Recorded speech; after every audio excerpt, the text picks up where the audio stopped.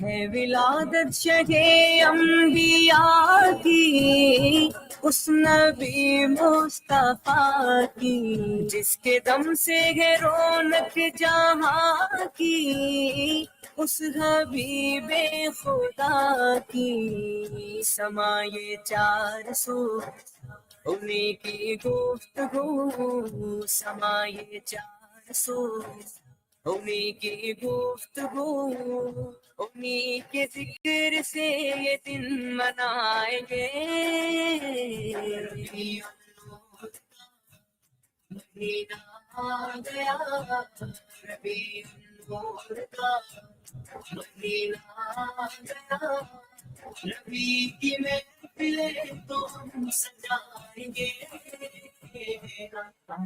دو جہاں کے لیے میرے آقا ابر رحمت بنے ہیں، وہ جو آئے جہاں میں تو دیکھو گلیاں کوچے سجے ہیں، بہاریں آ گئی نبی جو آ گئے، بہاریں آ گئی نبی جو آ گئے، ہم ان کے آنے کی خوشی منائیں گے۔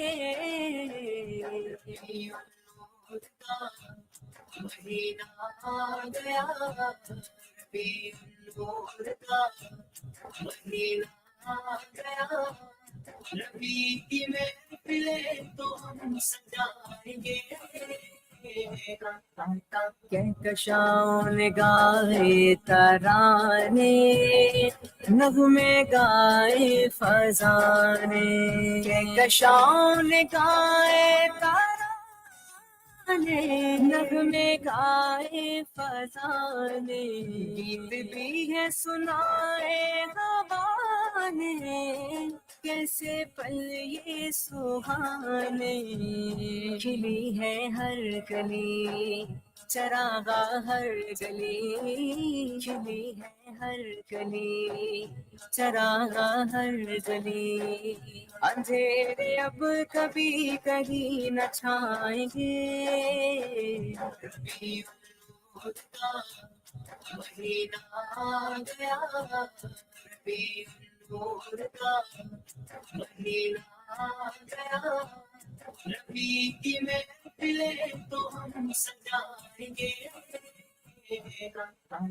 جب تصور کیا میں نے ایسا کہ نبی سامنے ہیں، ہو گئی دور ساری بلائیں کہ نبی سامنے ہیں، میری تو پشت پہ ہے دست مصطفیٰ، میری تو پشت پہ ہے دست مصطفیٰ، کبھی بھی غم نہ میرے پاس آئیں گے۔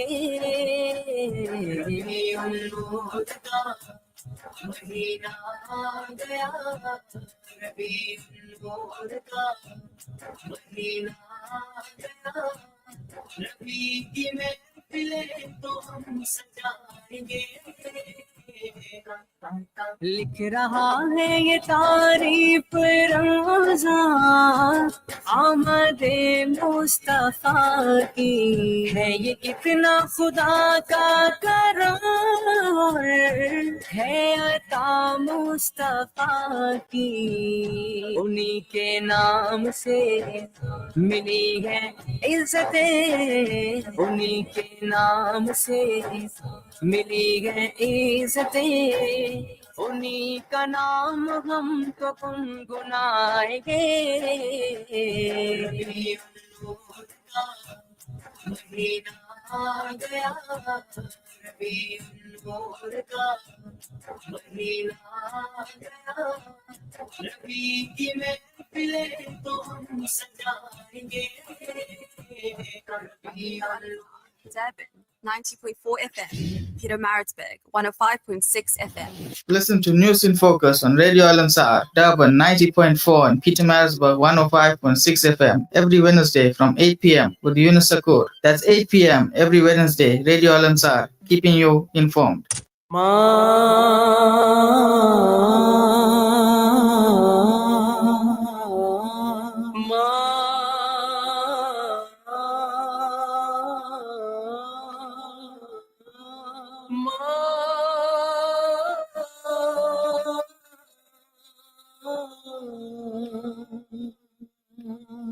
خدا نے مجھ کو دیا ماں تیری دعاؤں سے، ماں تیری دعاؤں سے ملا ہے جو بھی ملا، تیری دعاؤں سے، ماں تیری دعاؤں سے، ماں تیری دعاؤں سے، جہاں جہاں بھی گیا دل بچھانے لگے، جہاں جہاں بھی گیا دل بچھانے لگے، یہ ہے تیرا میرا ماں تیری دعاؤں سے، تیری دعاؤں سے، ماں تیری دعاؤں سے، ماں تیری دعاؤں سے، ماں کی دعا جنت کی ہوا، ماں کی دعا جنت کی ہوا، ماں کی دعا جنت کی ہوا، کی دعا جنت کی ہوا، یہ کامیابیاں شہرت قدم قدم پہ ملی، یہ کامیابیاں شہرت قدم قدم پہ ملی، نصیب ایسا ملا ماں تیری دعاؤں سے، تیری دعاؤں سے، ماں تیری دعاؤں سے، ماں تیری دعاؤں سے، طواف میں نے کیا تھی سعی مرواہی، طواف میں نے کیا تھی سعی مرواہی، جو میں نے میرا کیا ماں تیری دعاؤں سے، تیری دعاؤں سے، ماں تیری دعاؤں سے، ماں تیری دعاؤں سے، مجھے گرانے پہ حاسد تلے ہوئے تھے مگر، مجھے گرانے پہ حاسد تلے ہوئے تھے مگر، میں دشمنوں سے بچا ماں تیری دعاؤں سے، تیری دعاؤں سے، ماں تیری دعاؤں سے، ماں تیری دعاؤں سے، قسم ہے اس میں اجاگر का कुछ सवाल नहीं कसम है इसे में उजागर का कुछ सवाल नहीं उरूज से को मिला माँ तेरी दुआओं से तेरी दुआओं से माँ तेरी दुआओं से माँ तेरी दुआओं से माँ की दुआ जन्नत की हवा माँ की दुआ जन्नत की हवा माँ की दुआ जन्नत की हवा माँ की दुआ जन्नत की हवा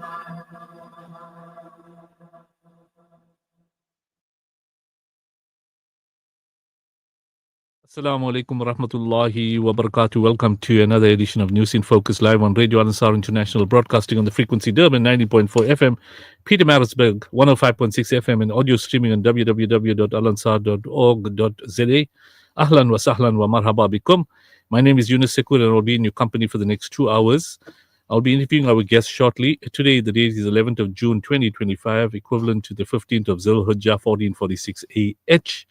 Alhamdulillah, a lot of pilgrims are returning from the Hajj pilgrimage, and some of them have landed yesterday, some are landing today. In the next week or so, most of these pilgrims will be heading home, with the Mubarak Noor of Hajj. And we know the fazilat of meeting pilgrims that return for Hajj. Alhamdulillah, du'as are accepted. And those families who are looking forward to their near and dear ones, alhamdulillah, as they land, you must request them to make lots of du'as. They're coming with the nur of Baytullah, having spent, a few weeks there. So, alhamdulillah, it's a very cold winter evening in KwaZulu-Natal with a lot of snow in and around the northern Natal area. And I believe other parts of the country are extremely cold, particularly Gauteng and the Western Cape. But in KZN, we're not as bad. Minimum is about 14 and maximum about 22. So we're managing. And alhamdulillah, there's a lot of flu around. So we should keep ourselves warm and have a lot of fluids and try to avoid falling ill. On tonight's show, we have some interesting topics. We're going to talk about a launch of a new reporting website called City Mendesa. This was created by ERRA PRO Kiran Maharaj. He's live in the studio. He will be chatting about this initiative. Then recently, there's been a lot of articles about high promises made by Cyril Ramaphosa for doing nothing. This is what the economists are saying. So we'll have some discussion around those issues. And then we know topical was the issue of Palestine, the Gaza struggles. Also, the flotilla, Magdalene, was en route to provide humanitarian aid in Gaza and also provide the necessities. And that particular flotilla was hijacked about 100 kilometers from Gaza, illegally hijacked. And those that were in occupation, some 12 of them were kept in detention. 4 returned back to the town.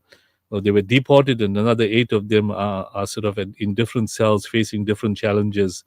We're also going to talk about basically the apathy shown by Muslim countries, in not responding to the struggles of Gaza, and how should we respond to that. On the show this evening, as I mentioned, I have several guests. The first guest is Kiran Maharaj. He's the PRO of ERRA. He's a 4th-year mechanical engineering student. He's also the chair of Glenwood Ratepayers Association, a young individual, and he thought it appropriate to present or prepare a website and to get the city on their toes in terms of service deliverables. He will tell us what prompted him to sort of create this website, because we know we've been chatting about service delivery and the challenges and the decline in service delivery in eThekwini, and maybe this is one of the methodologies of getting, service delivery improved. Then we've got Ish Pralad. He's the president of ERRA. He was in our program a couple of weeks ago, and he's a regular guest on our program. He's going to give us some updates in what's happening in his ward in and around Reservoir Hills, whether everything is still static or there's improvements in service delivery. But he's in touch with the council officials and politicians on a regular basis, and he's keeping them on their toes. We also have Mr. Abdul Valodia. He's the chairman of Overport Ratepayers Association, the chair of United for Palestine. Abdul was very, very active in the weekend of the Comrades. We know that he was actually apprehending those 6 runners from the Zionist Israel, and together with other politicians from EFF and the ANC and COSATU, they were actually alerting those individuals that were running that why should you be participating in the Comrades when you're a part of the IDF and IOF, and your country is persecuting innocent women and children and people, and they're involved in a genocide. We also have our political analyst, Samuel Kennedy. He's been a former councillor.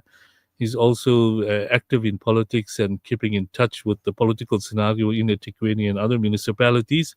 He will be giving us some feedback on whether what the economists are saying about Ramaphosa is factual, and what can be done at a political level to start looking at improving service delivery, because we know the budget had a lot of challenges, including, from politicians today at national level.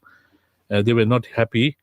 And later on in the program, we will be chatting with Nazir Paulson. He's the member of the EFF Central Command team, member of Parliament serving on the Portfolio Committee for Electricity and Energy and Portfolio Committee for Forestry, Fisheries and Environment.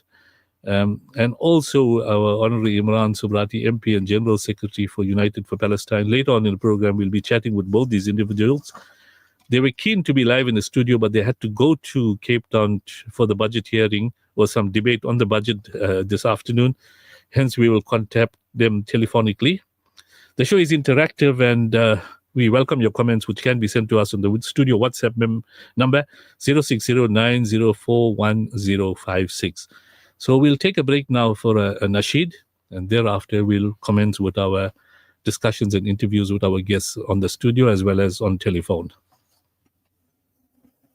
Ya Rasool Allah, Ya Habib Allah, Aka, Aka, Aka, Aka, Aka, Aka, Aka, Aka, फिर के गली गली तबाह ठोकर सब की खाए क्यों, दिल को जो अक्ल दे खुदा तेरी गली से जाए क्यों, रुखसत का फिदा कशान गश से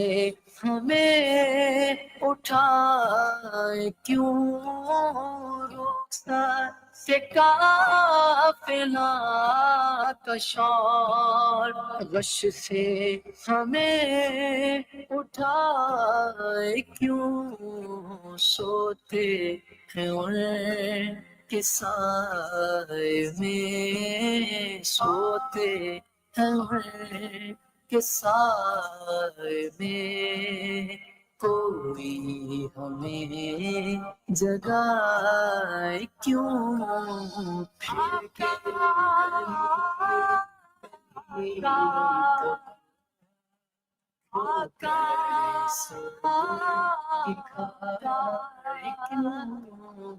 दिल को जो अक्ल दे खुदा तेरी गली से जाए क्यों, यादें हुजूर की कसम गफलत ऐश है, ستم یاد حضور کی قسم غفلت عیش ہے ستم خوب ہے قید غم میں ہم خوب ہے قید غم میں ہم کوئی ہمیں چھڑائے کیوں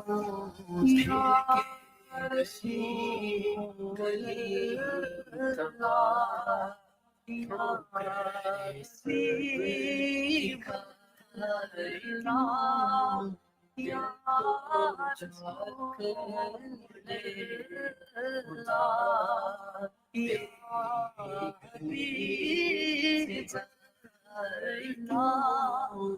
وہ جو نہ تھے تو کچھ نہ تھا وہ جو نہ ہو تو کچھ نہ ہو وہ جو نہ تھے تو کچھ نہ تھا وہ جو نہ ہو تو کچھ نہ ہو جان ہے وہ جہان کی جان ہے وہ جہان کی جان ہے تو جہان گئے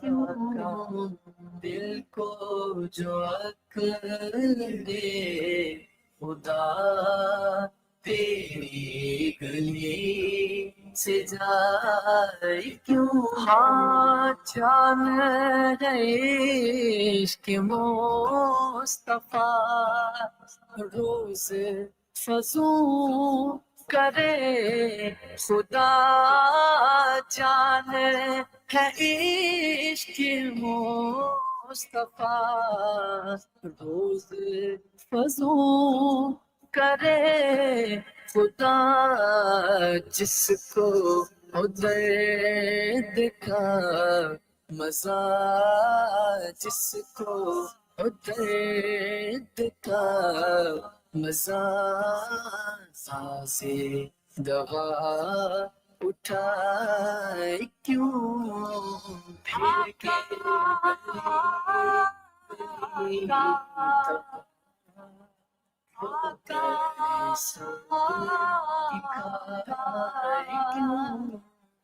دل کو جو عقل دے خدا تیری گلی سے جائے کیوں ہے تو رضا میرا ستم جرم پہ گئے لجائے ہم ہے تو رضا میرا ستم جرم پہ گئے لجائے ہم کوئی بچائے سو سے غم کوئی بچائے سو سے غم سازے طرب بچائے کیوں یا رسول اللہ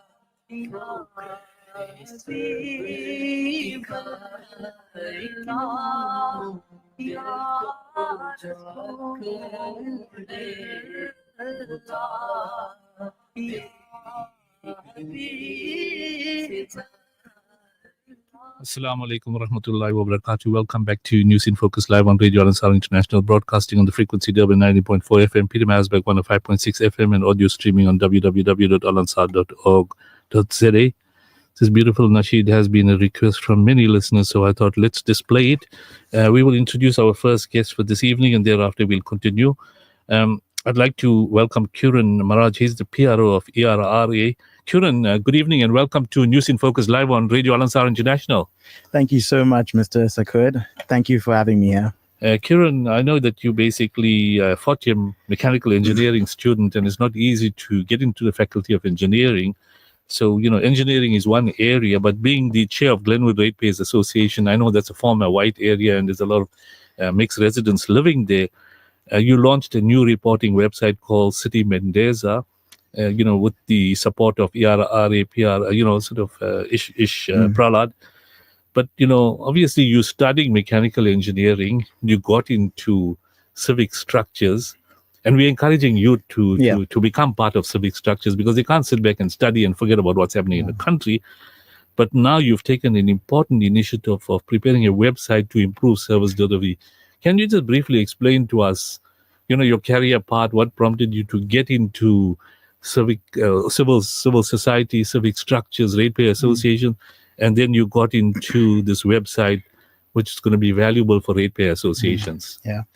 Thanks so much. So I think I got involved with civics and ratepayers with Ish and Heather from Glenwood. And I've always wanted to help the community. I've always wanted to help people, and this was a big way that I could do that. And I also think certain organizations have been quite stagnant the way they do things, and it's good for young people to get involved. So I'd like to see that increasing, over the next few years. But anyway, so this application, it's called City Mender SA or City Mender South Africa, and it came about because of the way we do service delivery at the moment. I think we are experts in service delivery, Ish and the eThekwini ratepayers, and we know what residents want and what residents need. And what residents need is something that they can visualize what's happening in their area. So, for example, at the moment you log a complaint with the municipality or an official department, you get a reference number and you actually don't hear anything from them. So what this does is it's separate to all the municipality systems, but you can go and log an issue at your location and you can pick from street lights, waste and sanitation. There's quite a few issues. Provide some details. You can then link your municipality number to that. And once you submit, you get a unique reference number, a City Mender reference number. In that reference number, it actually entails what that issue is. And then the most amazing part is it now populates on a map. So you now have your issue on a map for everyone around South Africa to see. And this is going to help ratepayer organizations, councillors, and local government, to address issues faster and also to hold them accountable. Another amazing tool is the fact that you can go on your report that you've issued with your reference number and update it.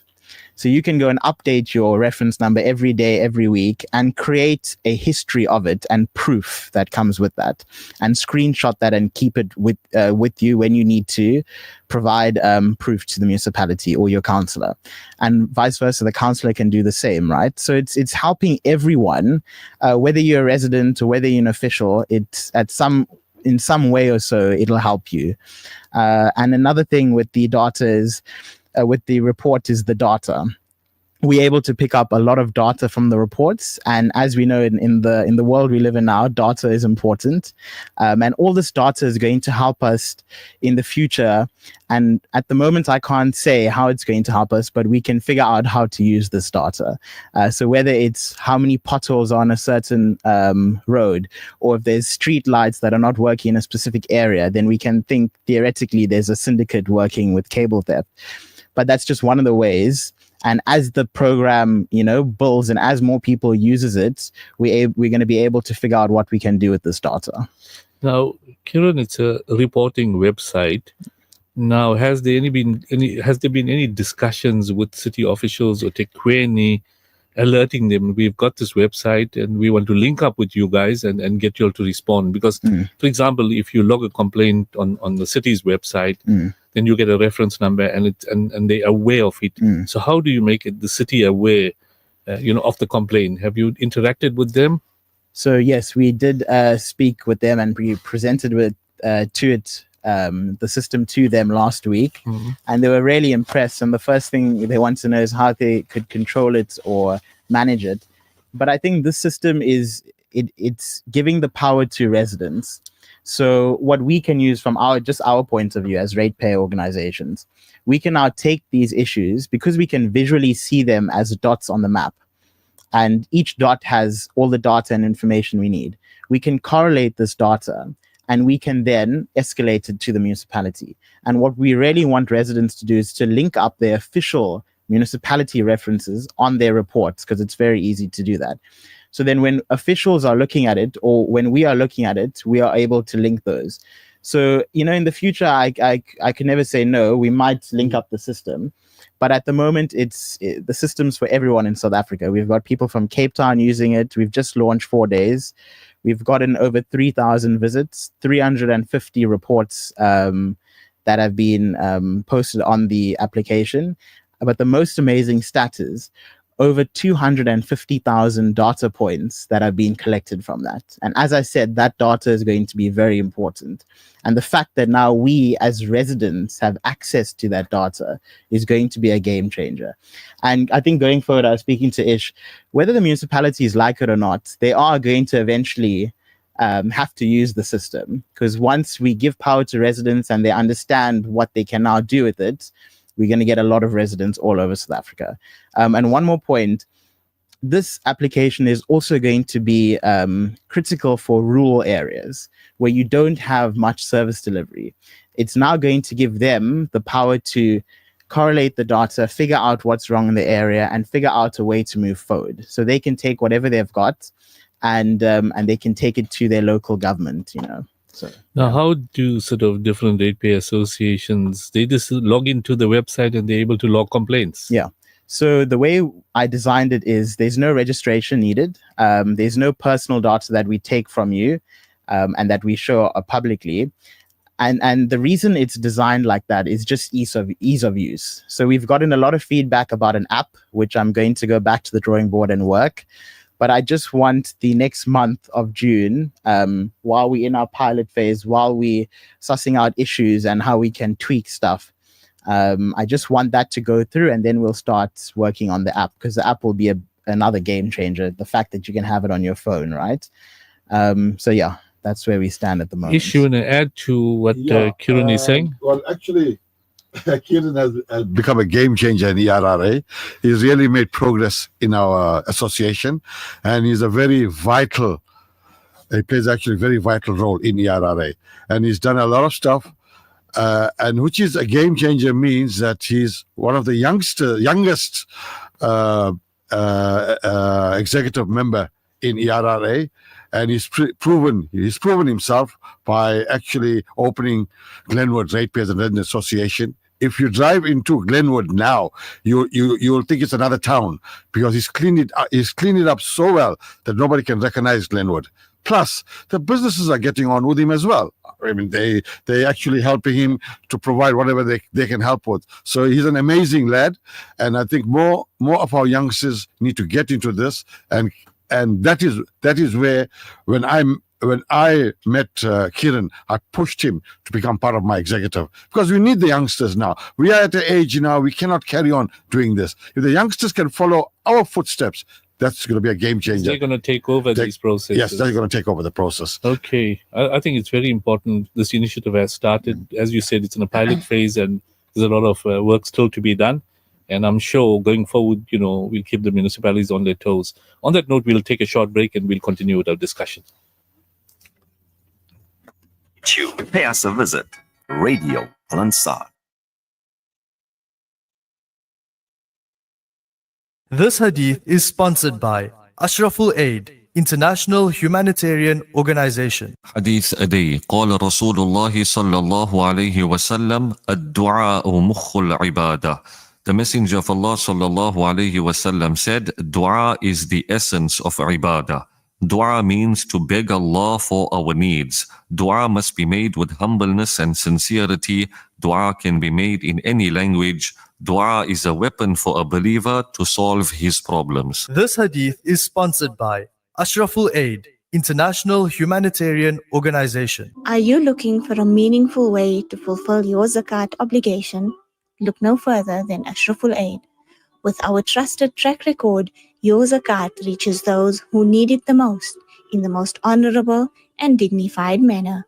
Visit our website at www.ashrafulaid.org.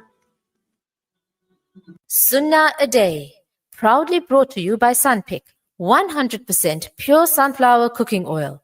Sunpick, cook more with less. मेरे नबी प्यारे नबी सुन्नत तेरी दुनिया दी. Sunnah a day. If you forget to recite Bismillahi wa ala barakatillah, then recite as soon as you remember Bismillahi awwalahu wa akhirahu. In the name of Allah at the beginning till the end. Sunnah a Day, proudly brought to you by Sunpick, 100% pure sunflower cooking oil. Sunpick, cook more with less. Imagine this. You're putting together a 7-color meal, from the creamy pasta to the glazed carrots and flavorful onion gravy. This entire meal is made with our 100% pure extra virgin olive oil from our La Familia range, bringing outstanding quality and taste to your kitchen. Shop La Familia 100% pure extra virgin at any leading supermarkets near you. La Familia, heart of the home. At this time of trial and worry, the blessings of purity are the ideal means to avoid calamity and despair. The Al-Imdad Foundation gives you the opportunity to What are you saying? in South Africa for just 1,000 rand and provide what the Holy Prophet, peace be upon him, called the best form of charity. Donate online at alimdad.com or call 0861 786 243 for more information. As the chill of winter let's come together to bring warmth in need. Al-Ansar's host Winter Drive right here in Pietermaritzburg, and we need your help. We're collecting new or gently blankets and winter essentials for those less fortunate. Drop-off stations at 240 Ortman Road, Monday to Friday between 9 a.m. to 2:30 p.m. Warmth this winter, from our homes to their homes. Brought to you by Al-Ansar. Welcome to Simplex Radio. Visit our showroom for the full range of car audio. Our TV department carries top brands with quality LED panels, full HD to Ultra HD, and now the experience of Super Ultra HD. Visit our theater rooms and transform your home with brands like Onkyo, Integra, Denon, Boston Acoustics, Yamaha, and more for quality audio visual experience. Now available, full range of home appliances. A one-stop shopping experience. Call 031 306 4029 or Kenilworth Park, 202 Brickfield Road, Overport. Simplex Radio, the name you can trust. اللهم إنك ترى ما نزل بنا في غزة من الأحوال يا ذا الجلال والعزة يا ذا الجبروت والعزة اللهم أعز أهل غزة اللهم Radio Al-Ansar. Assalamu alaikum wa rahmatullahi wa barakatuh. Welcome back to News in Focus live on Radio Al-Ansar International, broadcasting on the frequency Durban 90.4 FM, Pietermaritzburg 105.6 FM, and audio streaming on www.alansar.org.za. Before the ad break, we were chatting to Kiran Maraj and Ish Pralad on the issue of the new reporting website, which obviously it's called City Mendesa, and it's going to improve service delivery. We're now going to chat about high promises, Dololo delivery. Economist slams Ramaphosa for doing nothing. And we know there's been a lot of hype about the whole issue of BEE. And headlines that are coming through is that crooks steal almost 100 billion from SA's economy each year. And they're talking about this is linked with BEE. Whilst everybody is in favor of BEE, but there are a lot of privileged entrepreneurs, 100 of them that are benefiting. Gayton McKenzie is reported to have said, if I were president, and he's highly likely whether he would get anywhere near that post, I would scrap BE and start an empowerment bank. And we know he's quite a controversial individual. He's mentioning that being the leader of Minister of Sport, Arts and Culture, and start an empowerment. He says that if he were made president, he would completely scrap broad-based black economic empowerment policy. He was speaking at the Black Business Council Summit on Friday. So he had some issues to say. But Professor Yanni Russo of the Business School has described President Ramaphosa as an ineffective leader who has contributed nothing since taking office and is now leaning on race-based policies like BBBEE to win black support for the ANC. Speaking to IOL News on Monday, Russo said Ramaphosa is using race-based empowerment policies such as broad-based Black Economic Empowerment Act and the Employment Equity Act to try and regain support for his party. Critics are saying that 30 years into democracy, is it really necessary to have affirmative action because it's bringing the country into problems and service delivery is at its all-time lowest? The ANC is currently the leader of the government of national unity, which includes other parties. Mr. Ramaphosa is at the end of his presidency, Rousseau said. His party is in trouble. It's losing support all the time. So he's making these statements in the hope that will improve support for the ANC. So to comment on some of these issues, I want to welcome, Brother Nazir Paulson. He's the member of the EFF Central Command Team, member of Parliament, serving on the Portfolio Committee for Electricity and Energy and Portfolio Committee for Forestry, Fisheries and Environment. Nazir, Assalamu alaikum wa rahmatullahi wa barakatuh, and welcome live to News in Focus on Radio Al Ansar International. Wa alaikum salam wa rahmatullahi wa barakatuh to you and to the listeners, Brother Yunus. And shukran so much for the invitation. It's really I feel very privileged to be here and to be interviewed by yourself. Yeah, we were together live in the studio chatting about the Palestinian issue and the ICJ, illegal breach of seizing the flag civilian ship Madeleine and creating all kinds of problems. That we'll chat later on the program. But we're talking real politics now, and really there's a lot of headlines and articles coming through on abuse of BBBEB, whatever you call it, and also the decline in service delivery as a result of the continuation of the affirmative action policy. And whilst many of us were in support of these policies to empower our black brothers and sisters, but the situation is getting progressively worse. And economists are saying that Ramaphosa has delivered Delolo. I'm not sure what language that is, but in simple terms, it means he's nothing. Nothing. So perhaps from an EFF point of view, I know your commander-in-chief, who's going to be in Durban in the weekend for the youth rally on Monday. He has been quite critical of both the previous president and Ramaphosa, Jacob Zuma and Ramaphosa's presidency. Being a former member of the ANC, he quite is aware of what's going on. So perhaps you want to comment from an EFF perspective whether you agree with this economist and what's the way forward, Nazir? Yeah. I think the to put it more in perspective, Cyril Ramaphosa wanted to be president after Nelson Mandela. That's 1999. Yeah. So he waited almost 30 years to be president. And he waited for president, wanted to be president. He was dreaming of becoming president. But he had no plan with the country when he does become president.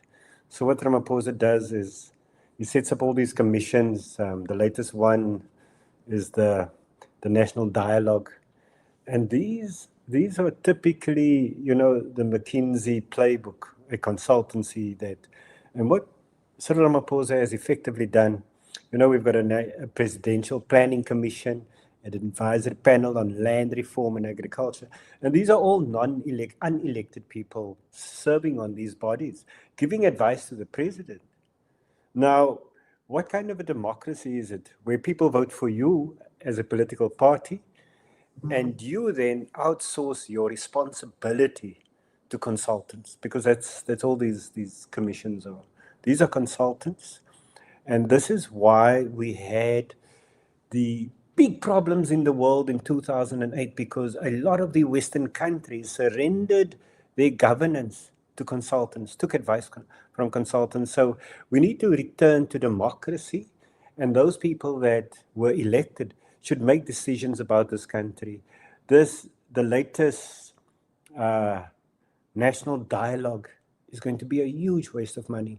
None of those people are really politicians. They will have their own bias, their own agendas. Politicians do have bias and agendas, I suppose, but they are elected by real people. These are unelected people who will come and make decisions and give reports on what has to be done to fix the problems in this country. And our biggest problem is unemployment, especially youth unemployment, women unemployment, and especially in the African communities, high unemployment. And this can be attributed to two things. Number one, poor implementation of Black economic empowerment. Very poor implementation. Nothing wrong with Black economic empowerment. In principle, it's an excellent idea, but it was never implemented properly because the poorer communities in 30 years have not experienced empowerment. They are as poor as they were 30 years ago.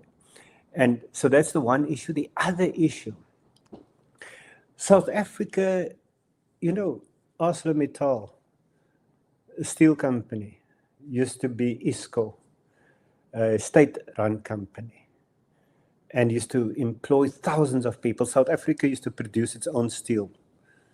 20,000 tons of iron ore leave Saldanha per month for steel to be manufactured overseas. We used to produce our own steel here in South Africa under ISCO, used to provide thousands of jobs. ArcelorMittal, privately owned company, whose main focus is to make profits. The main focus of ISCO was to produce steel, and it was profitable as well. So we failed to industrialize, and with a country that has so many raw materials, all we needed is to continue to beneficiate those raw materials, produce products, instead of exporting our iron ore and importing steel products. We import steel. Imagine, we produce a vast percentage of the world's iron ore, and yet we import steel. It is ridiculous. We import steel from China. So those are the problems. Cyril Ramaphosa has not put us on a path of industrialization, which would have solved a lot of our problems. Unemployment, and from unemployment comes its twins. Along with unemployment comes crime, instability. So we could have had a more stable, more secure society if we had done the right things. So I think what I would encourage voters is start looking for those who have got a development plan for this country.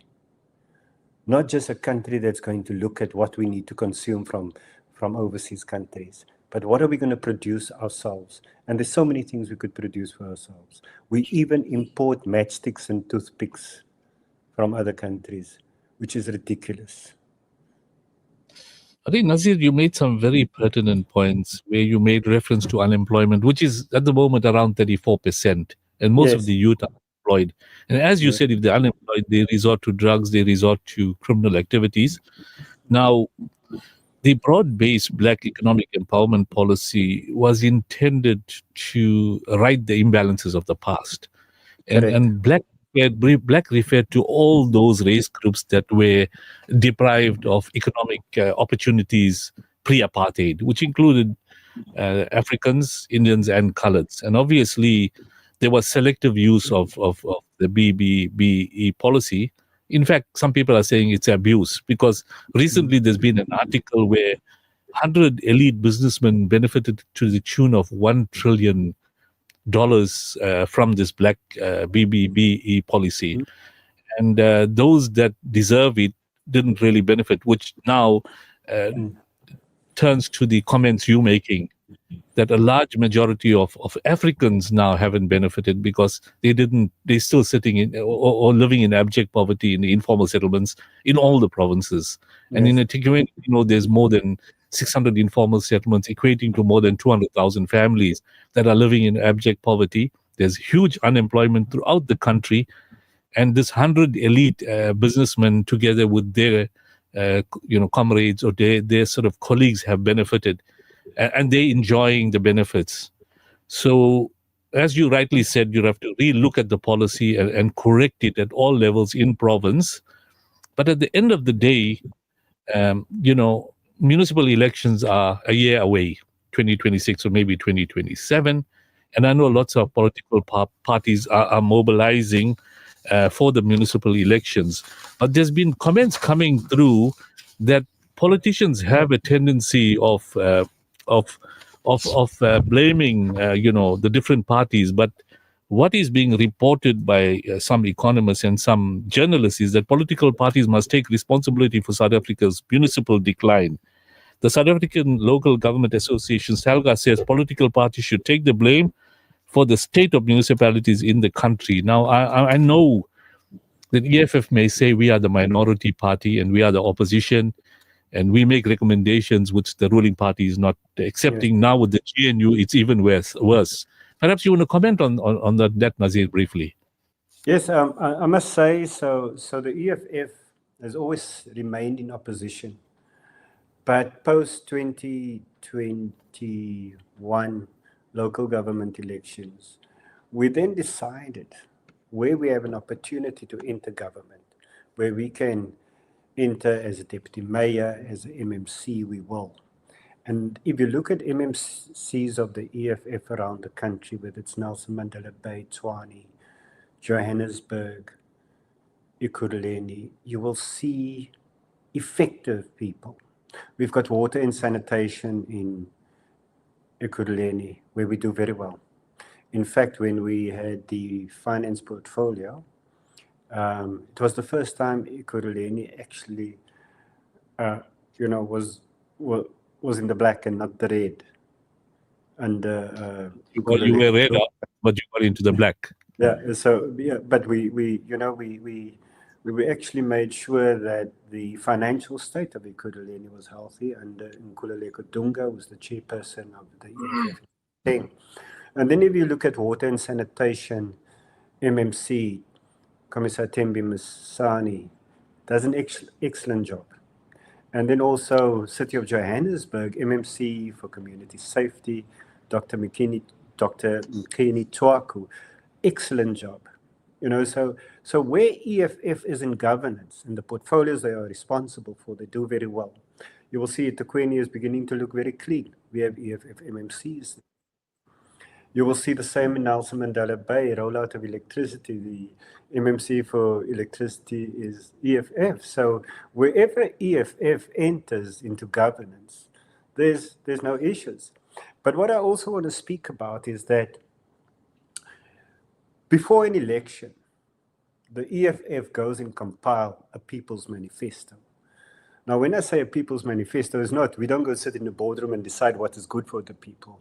We go and do consultative meetings in all the communities, and we say that, tell us what are the issues in your community. So you tell us what the problems are, but you must also tell us, what do you feel are the solutions to those problems, right? So we compile a manifesto based on what the people want, on what they identify as the problem, and what they consider as a solution to the problem. So it's not a boardroom manifesto. It's a people's manifesto. It's done in communities.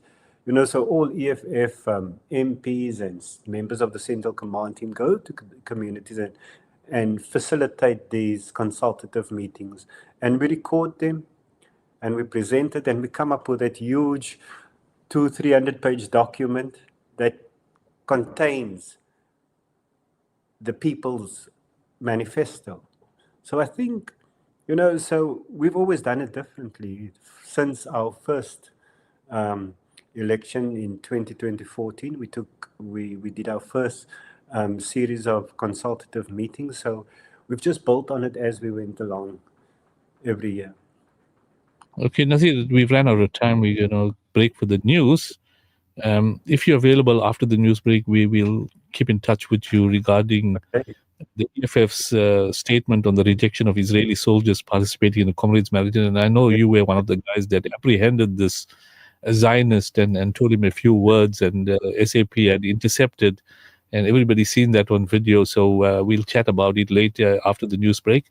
But thank you for joining us. And if you do have some time, we'll chat with you, because I do have some of my guests in the studio that shook their head when you said that you guys have improved at eThekwini. People are saying it's gone from bad to worse. So we'll have a chat about that a little bit later. But thank you for joining us, Nazir, and we look forward to chatting with you later. Okay, we'll take a break for the news, and inshallah, after the news break, we'll continue with our discussion. Are you taking care of your health? Join us for a free healthcare screening on Wednesday, 18th June at Al Ansar, Peter Maritzburg, 240 Ortman Road, from 10 a.m. to 12 p.m.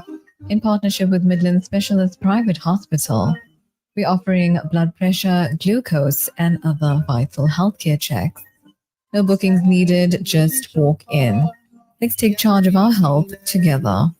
That's Wednesday, 18th June, 10 a.m. to 12 p.m. at Al Ansar, Peter Maritzburg. Brought to you by Radio Al Ansar and Midland Specialist Private Hospital. This segment is brought to you by Kenfield Auto, your RMI approved service and repair specialist. 236 Brickfield Road, Overport. Kenfield Auto. Bismillahirrahmanirrahim. ربنا آتنا من لدنك رحمة وهيئ لنا من أمرنا رشدا. Car won't start? Kenfield Auto. Noisy brakes? Kenfield Auto. Due for a service? Kenfield Auto. Kenfield Auto, the answer to all your car problems. Your service and repair specialist for your VW, Audi, Suzuki, Toyota, or just about any vehicle. Kenfield Auto, your RMI and insurance approved workshop to handle them all. 236 Brickfield Road, Overport. Call us on 031 207 2399. Kenfield Auto. An informative Islamic global perspective. Call us on is Al Ansar News. 2399. Kenfield Auto. Making news this hour, the 11th of June, the news from Durban, 90.4 FM, Peter Maritzburg, 105.6 FM. KwaZulu-Natal, school transporters accused taxis of extortion. Americ Imonina. The South African Scholar Transporters Association in KwaZulu-Natal accuses local taxi associations of extortion. The Scholar Transport says the taxi associations are demanding thousands of rands to let them operate. The Scholar Transport Secretary General Sihle Magubani says taxi bosses in KwaDuguza force members to pay despite their possession of valid permits. He's urging provincial transport departments to intervene. Santaco's Fiso Shangasi says the taxi council is distancing itself, insisting that no operator has been instructed to collect fees from the Scholar Transport drivers. Shangasi says they will do a follow-up. Mornings, KwaZulu-Natal Cooperative Governance and Traditional Affairs Department says teams have been deployed to assess damages caused by strong winds and snowfall in parts of Umkayagude and Msunduzi municipality, among others. Cyril Aba is Etegwini Mayor. He has this to say. Indeed, when an incident like this, we expect disaster to go, make an assessment, and then come back. And you can't budget, unfortunately, for disasters. But we hope to work with the national government to see what resources will be made available to deal with this situation. Of course, there are interventions that we make. For instance, because you can't let people stay in open space, sleep in open spaces. We've got to move in the city. So it means reprioritizing our own budget and attend to this situation. That's how we've been working in the city, that each time when there are disasters, we've got to go back, reprioritize the budget. In other words, taking money that was budgeted for something else and then put into this set aside to resolve this particular challenge. And it sets us back each time. But as a city, we are resilient. We are coping with the situation. More news. Police in Cape Town have confiscated drugs worth 18 million rands and firearms at a storage facility in Rowland Street. Police spokesperson FC Van Wyk says officers acted on a tip-off about drugs and firearms being stored at the address. He says a suspect has been arrested. The 40-year-old man will appear at the Cape Town Magistrate Court once charged for the unlawful possession of firearms, ammunition, and dealing in drugs. That's according to the police. One is the man accused of murdering 14-year-old Ramaphosa has disappeared in court, and Mduduzi Trevor Mnisi is set to reappear on the 18th of June. Further investigations will take place. The teenager's mutilated body was found in a field near home just a day after she went missing. Police say Mnisi was taken in for questioning earlier this week and later charged with murder. National Prosecuting Authority spokesperson Pindim Jududwana says they would like bail denied. Court appearance where we formally placed the charges before court, and the accused was warned of his rights, and the matter has now been postponed to the 18th of June for a formal bail hearing, and we've already indicated our intent as the state that we will be opposing his release on bail. He's charged with premeditated murder, which is a Schedule 6 offense, and therefore the onus is on the accused to adduce evidence that will convince the court that there are exceptional circumstances which are in the interest of justice for him to be released on bail.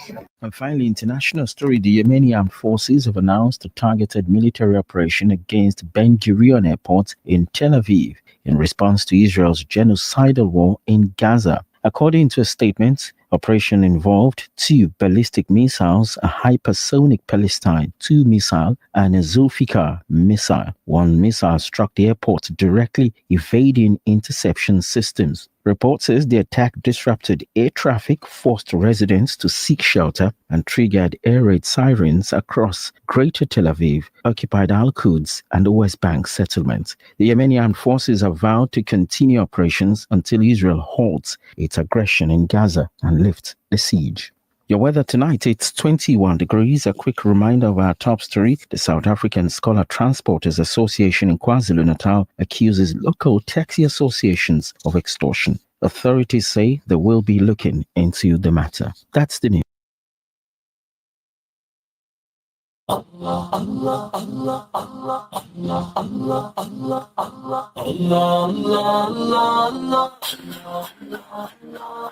Allah, Allah,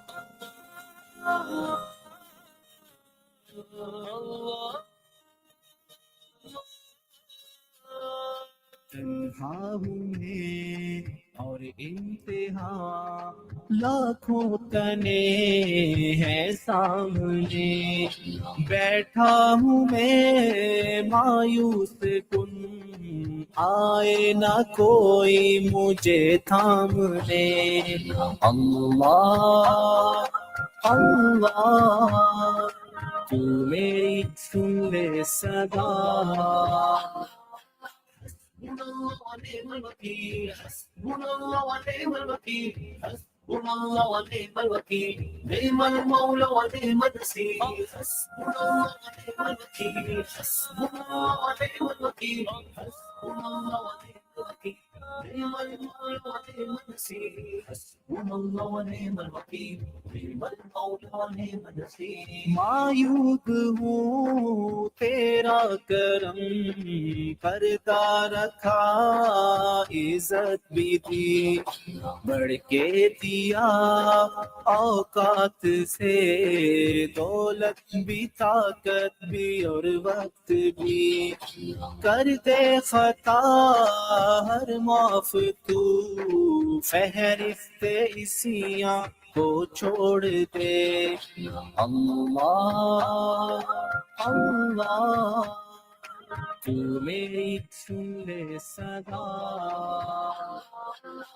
حسبنا الله ونعم الوكيل حسبنا الله ونعم الوكيل حسبنا الله ونعم الوكيل نعم المولى ونعم النصير حسبنا الله ونعم الوكيل حسبنا الله ونعم الوكيل حسبنا الله ونعم الوكيل نعم المولى ونعم النصير حسبنا الله ونعم الوكيل نعم المولى ونعم النصير रंगीनियों खुद गर्जियों में है गुजारी ये उम्र है आरज़ू बस कि यही कर दूं तेरे नाम शामो सहर तस्कीन दिल हासिल करूं रुख अपनी जानिब तू मोड़ दे अल्लाह अल्लाह तू मेरी सुन ले सदा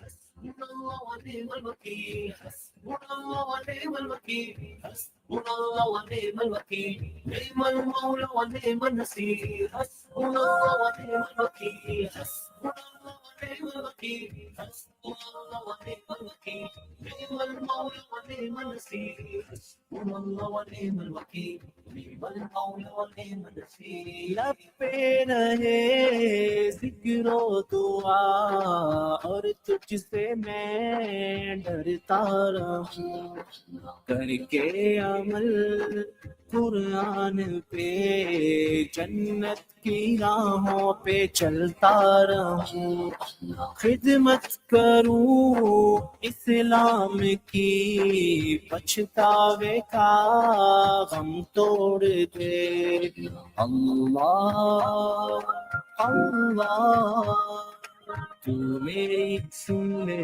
सदा हस्बुनल्लाह व निअमल वकील हस्बुनल्लाह व निअमल वकील हस्बुनल्लाह व निअमल वकील निअमल मौला व निअमन नसीर हस्बुनल्लाह व निअमल वकील हस्बुनल्लाह व निअमल वकील हस्बुनल्लाह व निअमल वकील निअमल मौला व निअमन नसीर हस्बुनल्लाह व निअमल Assalamu alaikum wa rahmatullahi wa barakatuh. Welcome back to News in Focus live on Radio Al Ansar International, broadcasting on the frequency Durban 90.4 FM, Peter Marisburg 105.6 FM, audio streaming on www.alansar.org.za. My name is Yunus Sacoor and I was in your company for the last hour. Before the news break, we chatted briefly with MP Nazir Paulson, and he spoke briefly about the BBEE policy. He mentioned that it was relevant but in a way abused, and obviously he indicated that wherever the EFF is involved, they stressing on improvement in service delivery, particularly in a few municipalities, including eThekwini. And with me, I have in the studio live Samuel Kennedy. He's a political analyst, and I will ask him, he was shaking his head, I'll ask him to respond to a couple of issues or comments made. But before that, I want to mention that P20 Youth Parliament sitting will take place on Friday as part of the build-up to Youth Day on Monday. Young lawmakers and ministers will discuss problems facing youth, including high unemployment, which our guest spoke about. Parliament House Chairperson Cedric Frolick describes the significance of the sitting, and obviously, we need to address the whole issue of unemployment. It's reaching quite close to 35%, and things are getting from bad to worse. But I'd like to now welcome Samuel Kennedy. Samuel is a political analyst and also a former councillor. He also stood for national and provincial elections in the last sitting, and obviously Samuel is also interested in getting involved in the local government elections. Samuel's good evening and welcome to News in Focus live on Radio Al Ansar International. Good evening, Yunus, and welcome to everybody. Thanks for the invite. Samuel, back in the studio. Yeah, Samuel, you heard our guest Nazir Paulson. He's a member of the EFF Central Command team. Also, he was part of the Western Province legislature and now the national legislature, and he mentioned his party's stance on BB or triple BEE, and he didn't quite agree with some of the comments coming through by Gayton McKenzie and other economists, but he conceded that the whole BEE needs to be re-looked at. So perhaps you want to comment first on the BEE, particularly the comments made by Gayton McKenzie, where he's saying that if he was president, he'll scrap it. And you and I spoke in the past about affirmative action and the manner in which this whole BBE policy is formulated, and it was cause for concern. Firstly, your comments on that, and thereafter on service delivery in eThekwini, and have political parties really made a difference? Because the Salga is saying political parties must take responsibility for South Africa's municipal decline. Thanks, Yunus. I'd like to do a sort of an overview. I've listened to Nazir. I think some of the points he makes are concise. So you gave Nazir a couple of ticks there, but you're coming for the red ticks or the disagreement now. Yeah, look, I think political party agents, because that's what they are. There's an English expression they call politicians. So political party representatives, maybe that's a better word. We also have Subrati live on streaming, so he's catching a listen as well. So you got to be careful how you respond. But I think you're wearing several political caps, Samuel. So go for it. Don't be afraid. Yeah. This show is about expressing yourself and without fear and favor. And we were all part of the political arena, different political arenas. So let's talk the truth and benefit our listeners out there and benefit the ratepayer and the taxpayer. Yeah, my role is to give the listener a balanced appreciation. So I'm not going to take any political side. I'm going to give a balanced view, and the listener, who's the voter, then has an opportunity to make their own determination. One is, and this is the difficulty I have with some of the points Nazir makes. So I'm not critiquing him, but I'm just giving an overview. And the same applies at Gayton McKenzie, and the same applies to the Democratic Alliance. When you're part of government, the difficulty comes in when you try to criticize yourself. Okay? Now, eThekwini, for example, the EFF is a coalition partner of the ANC in eThekwini.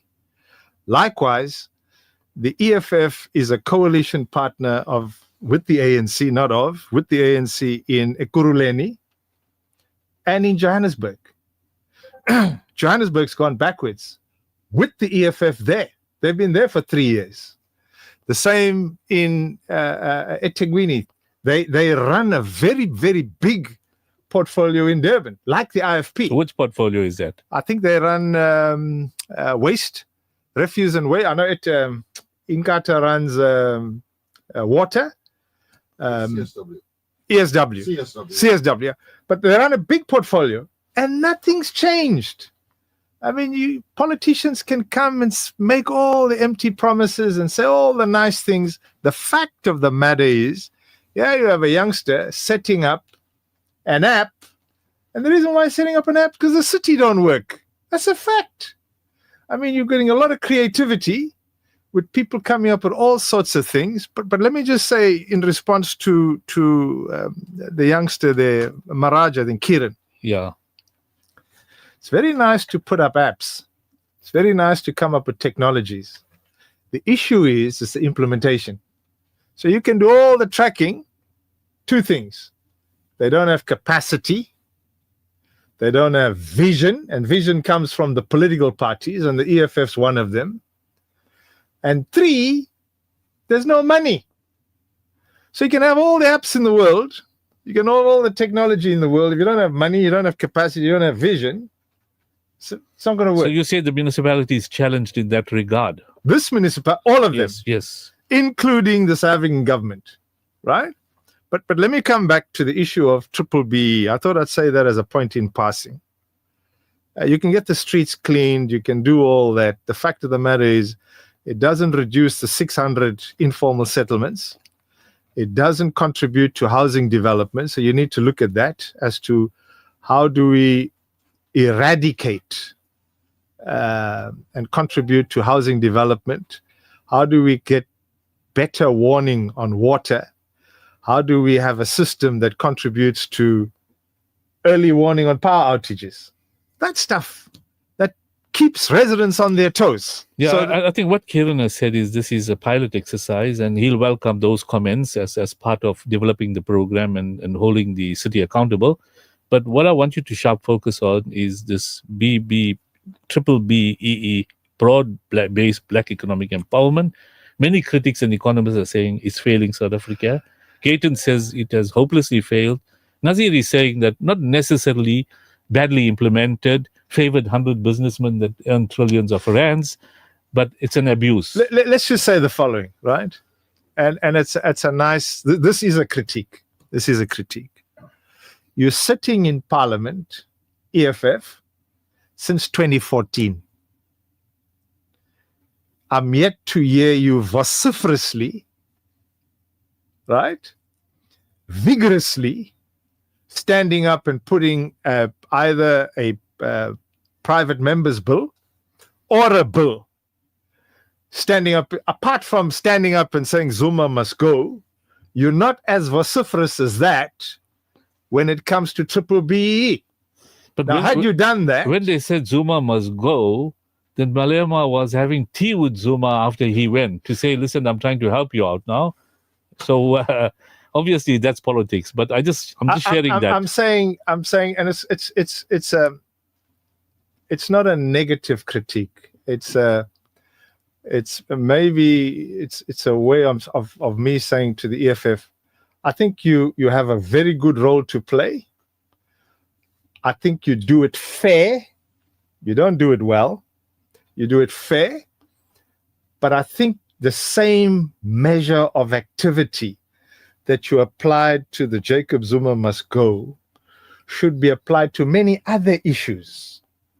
For example, if you feel triple BEE has weaknesses, Malema comes from the ANC. The triple BEE is a precept of the Constitution of the Republic of South Africa.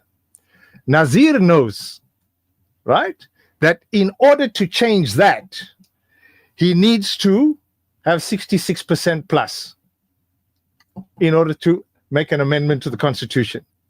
Gayton McKenzie is a newbie. Mafigizolo doesn't know a thing. He just makes a lot of noise and grandstanding, and he's one of these politicians who says things as he gets up and goes. Malema's a bit smarter. So for Gayton to say, well, if I was president, I'd scrap BE, whoever is his advisors, I haven't told him that in order to do that, you need to change the Constitution. In order to change the Constitution, you need to have 67%, unless he's suggesting that he's having a relationship with the DA. But be that as it may, the EFF needs to be vocal, like they were on the Zuma issue. Two, any comment about triple BEE, they know more than anybody, because half of them come from the ANC leadership. They know more than anybody that you need to change the Constitution, and you can't, right? So that's my little tuppence that I'm saying to Nazir, not in a bad way. If he takes offense, well, then I'm certainly not saying that for him to be offended. I'm just saying political parties make a lot of noise. 3, triple B is here to stay. It's not benefiting anybody. Let me just say to honorable, and we're not in parliament, so I don't need to use the word honorable. Let me just say to Nazir Paulson and Imran Subrati, and Nazir mentioned the issue of ArcelorMittal. He is in parliament with Subrati. They just gave ArcelorMittal 2.6 billion. 2.6 billion. And guess what? There's no change. And they're sitting in parliament. There's nothing in the news. There's nothing on television. We don't see the opposition. They make little smolanya and a little talk in portfolio committee meetings. But the guys are making laws. And who's winning? Nope. People on the ground are not winning. So all I'm saying is to these parties, show us what you're made of. Don't come up only now when it's coming to elections. 2, with regards to my friend Subrati and Nazir, and including Gayton McKenzie and all these guys like Fadil Adams and so forth. If you want to make an impact, let's stop what we call political spinning. Let's get to delivery, right? Whether you outvoted or not.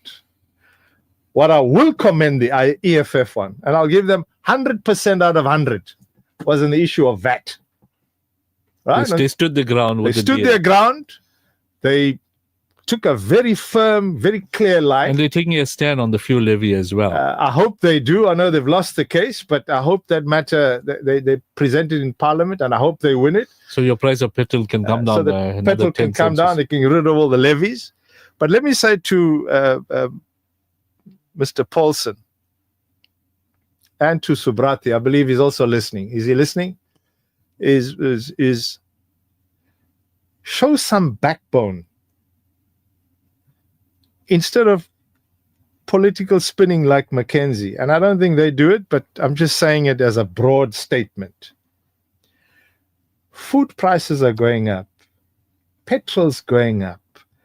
Inflation is not in check, right? Those are the issues. Deal with the municipalities. The EFF, and this is where I battle to comprehend in my mind how you can form an opposition with the party that you criticize every day. You're sitting here in Durban. In fact, in Joburg is a mess with the EFF. They have a relationship. They're part of the coalition with the PA, right?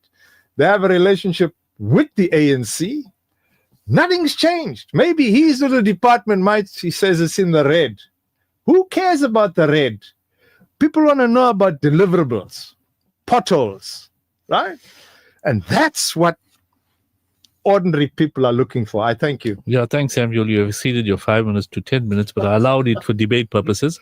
But I just want to conclude on this subject. I know we've discussed it for many a year. We've got Nazir back on the line, but I want to change the subject. But I just want to conclude on the whole issue of the statement the Economists made on Ramaphosa doing nothing. Other political parties should take responsibility as well. But there are certain challenges when I was in local government where the ruling party used to hold the upper hand, and the parties that were working with them were somewhat compromised. And in eThekwini, that seems to be the problem. And the real problem is the ability to deliver. And as you pointed out, Samuel, is the officials that are working there, most of them are cadre deployments, and they're major problems, including the city manager. And there's a case against municipality where the city manager is being cited for negligence of 20 million of legal fees. We'll discuss that maybe next week or at a later stage. But I want to bring in the other subject we wanted to chat today about is the response to the Palestinian Gaza struggles. And we know that United for Palestine, of which Abdul Valodia is the chairperson and Imran Subrati, the Secretary General, they were quite active and verbose about the participation of these 6 Israeli athletes in Comrades. And the principle in which they objected was that these people are part of the IDF and the IOF, and that is obligatory of the citizens of Israel to be part of the IDF. And now South Africa is allowing them to participate in the Comrades. And United for Palestine sent correspondence with the support of, and we discussed this on Wednesday with Nazir, with the support of the EFF, IPCI, ANC, COSATU, and other civil society, that they must withdraw the participation of these 6 people, notwithstanding that the Comrades Marathon Committee chairperson did not respond, and he allowed the 6 athletes to run. So UFP, together with all the activists, were present at the Comrades Marathon, and I know Mr. Abdul Valodia, who's the chairperson, was proactive together with Nazir and actually apprehended these participants and told them that you guys should be ashamed of yourself, that you'll represent the IDF and you don't represent the spirit of the Comrades Marathon. I also want to briefly chat about the struggles in Palestine and why, some sort of countries are not responding, including the recent hijacking of this flotilla. It's a British ship, and the British government is doing nothing about those that have been apprehended and abducted. So I'd like to welcome Brother Abdul Valodia. Abdul, assalamu alaikum wa rahmatullahi wa barakatuh, and welcome to News in Focus. Wa alaikum salam wa rahmatullah, Yunus, and thank you for having us on the show. And Abdul, I want you to briefly, don't take too long, to just chat about the stance that UFP, together with the other political participants, made in terms of the comrades that took place on Sunday. Fortunately, you had good weather. And I know Nazir, he's on the line with us also. Nazir actually ran side by side with one of the Zionist athletes, and he said a few words, which is on video, and the guy threw some kisses at Nazir, and I'm not sure how Nazir reacted. The guy is saying, I love you, but, why are you harassing me type of thing, But this was cynical. So you want to comment on y'all's involvement as UFP, and I'll get Imran to come in as well, and generally about the apathy in terms of people's response to the struggles of our brothers and sisters in Palestine. Sure, Yunus. Definitely. When we came to know of these, we first knew there were 6 athletes.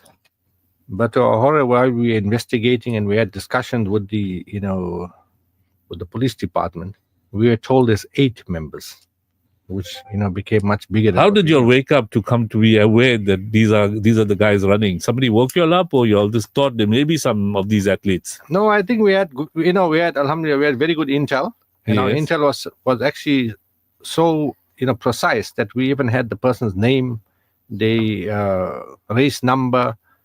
All this information was given up to us. Now, what amazes me, Abdul, I'm just digressing slightly, because Nazir is smiling, and the Two Oceans Marathon, I'm not sure whether these athletes took part there, and maybe they were fast asleep and not picked it up.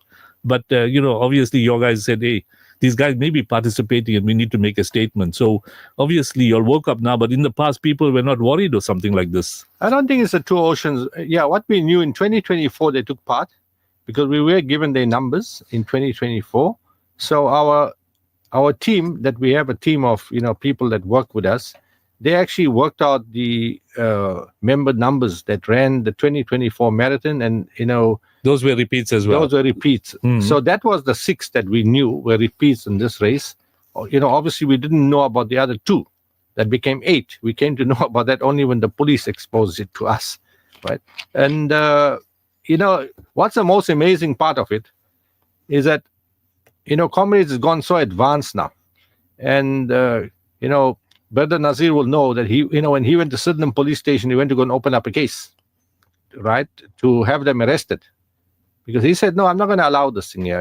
I'm either going to do a citizen arrest, but he first went to the police station to try and open up a case against them, and obviously, cops are not that intelligent to understand how to open this case. They sent him off, and he came back and he tried to, do a citizen arrest. And, we had almost about 200 cops that were there, and we had the helicopters flying above us. Obviously, we invited all parties that were there, there were rallies with Kusatu was, also vocal. We had the Youth League was also involved in this, which is actually trending on social media now quite heavily. According to the media, it actually portrays that the Youth League, sent the intel over to us, and we guys were apprehending the people because based on the Youth League. And that's a narrative that's going out there. We leave it into that. It's the ANC Youth League needs to defend themselves for that statements. But alhamdulillah, when Nazir went for them, and really, all I can say, Nazir is not somebody just, people can play with. And I think the EFF has got that stance, because Nazir said, you guys in Durban, you guys are a bit, too relaxed. You're too relaxed. We guys in Cape Town, there's no such thing as relax. When you see somebody, and he actually told the cop, if you're not going to arrest a guy, I'll arrest him for you. And that's exactly what Nazir went to do. As soon as he went and grabbed the guy, a whole lot of cops went and rushed him. When the cops rushed him, that's the time when, when they rushed him and the guy ran off, we ran after him, and we had to do a sprint. But we ran after 3 people, actually. We didn't run after only one. I think the video only shows one. We've got other 2 videos of other individuals. So we are making the cops run. Every time somebody pitched up, we ran. And you know what? Comrades is gone so advanced now. They got the app. And the app tells us exactly what time they're approaching us. Now tell me, Abdul, everybody's seen what you all had done. There was a message you were getting through with this kind of intervention. And it's in response to the struggles of our brothers and sisters in Palestine to create the awareness that the Zionists are really causing a huge genocide. They're merciless, indiscriminate bombing, humanitarian aid being prevented from going into Gaza. And as South Africans, because they were taken to ICJ by South Africa, we want to show our true colors. And Nazir displayed that. Sure. Because it's an issue of humanity. And the basically Madeleine that went and sailed the flotilla, they also, the message is we're responding to the humanitarian aid needed by people that are helpless, women and children. And the video footage coming through that Israel is indiscriminate in their manner, and the world is doing nothing about it. So what is the underlying message of the action that you guys have taken together with the other civic activists? Well, the underlying message is that we would not tolerate any Zionist. Obviously, South Africa went to ICJ, and and this is an example. It is these individuals that are being now targeted, but they're not the be-all and end-all. They represent a community. So the message is to Israel and its allies, including the USA, that you'll need to stop this genocide. There need to be a ceasefire. You need to allow humanitarian aid to come in. And those that are complicit and quiet need to catch a wake-up call. South Africa is a small democracy relative to the rest of the world. UK, the whole of Europe is absolutely quiet about this. USA, sure. Trump is just, messing around and creating all kinds of problems by supporting Israel. And the message that, however small it may be, like, what was mentioned by those that were in the Madeleine, in the flotilla, that we're now creating a message when we went out there. Sure.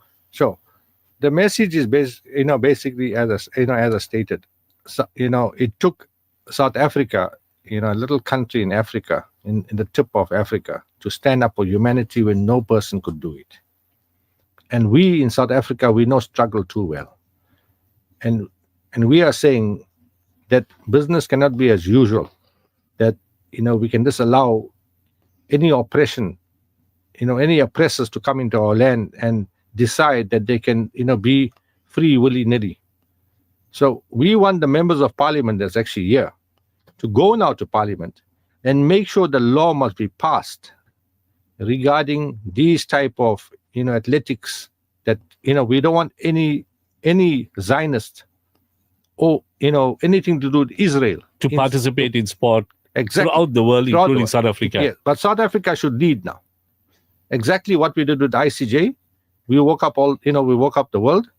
Now we need to take the stance again, and South Africa needs to lead, and we need to push it through. And we know that sporting personalities are also taking, a serious stance on the issue. There's some commentators on Sky Sports and BBC have taken a stand, and also the current manager of Manchester City, Pep Guardiola. He also, when he received, a graduation in one of the universities in UK, and he made a clear stand that, as human beings, we cannot tolerate these atrocities that are taking place, and innocent children and people. We know from an Islamic perspective that they are martyrs, and the high stage of Jannat is open to them. But I want to bring in Imran Subrati. Imran, assalamu alaikum wa rahmatullahi wa barakatuh. Is Imran on?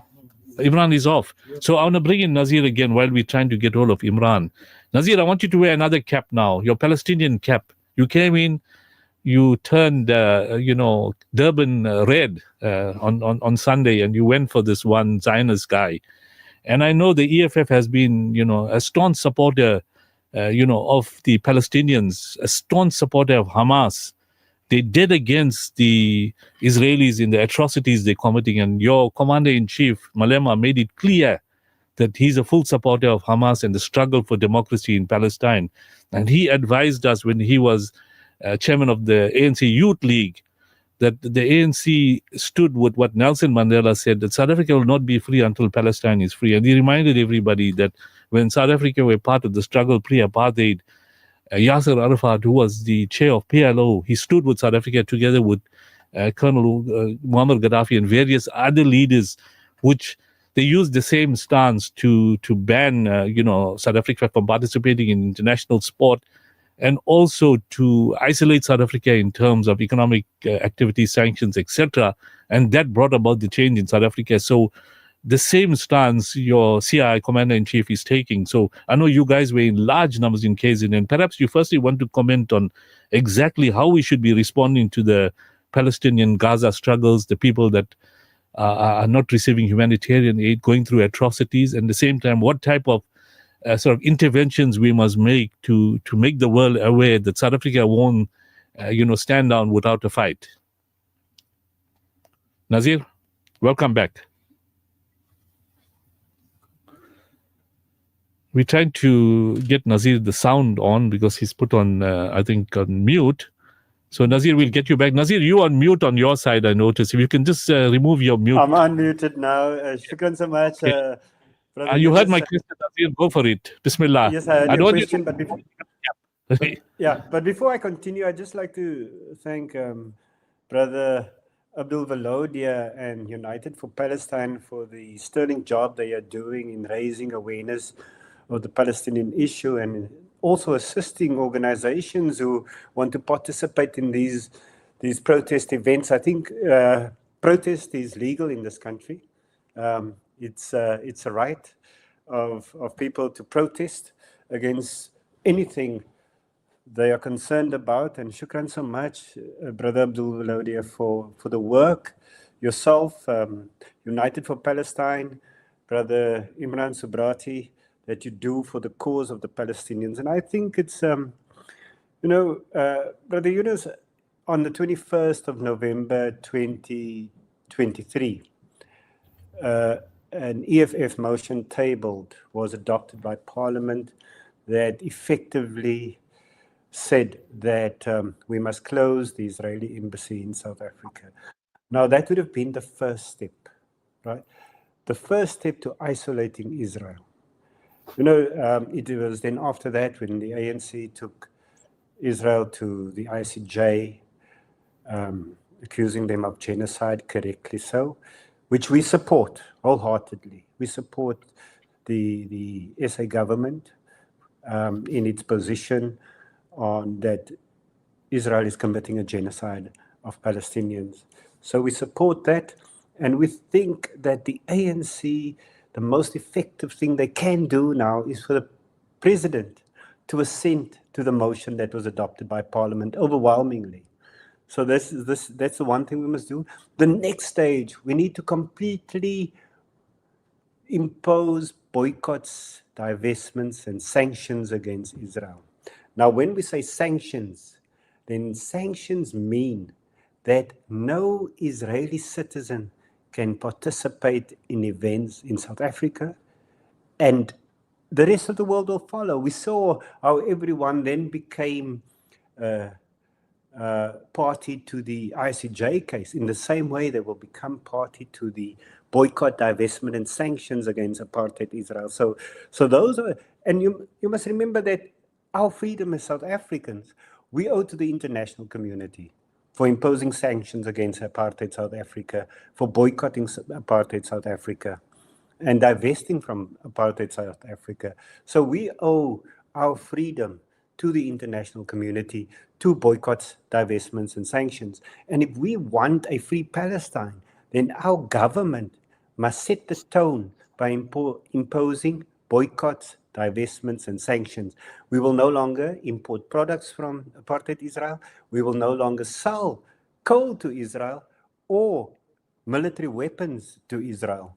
Those are the effective ways to deal with the apartheid Israeli state, and that is what we want as the EFF.